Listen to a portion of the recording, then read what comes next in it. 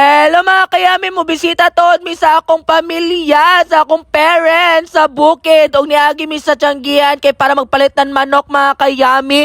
Og diri sa Philvic shop, magpalit og pan para sa akong mga pag-umangkon.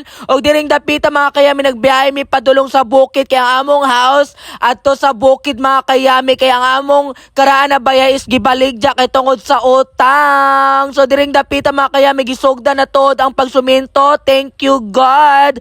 Kay gisugda nagsuminto kay grabe jud kalisod pag-uyan mga kayami. Kay tod kamo abot diri sa among payag-payag mga kayami, mo agi anay kag 5 ka sa kahon. Og nakita na ako akong papa kay magbawog daw siya tilapia.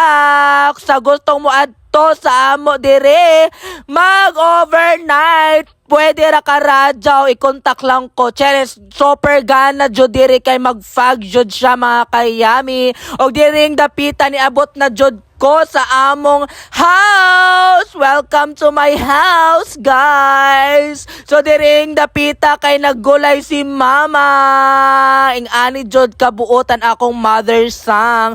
Og akong pag-umangkon og diri lang dapitang mga kayami.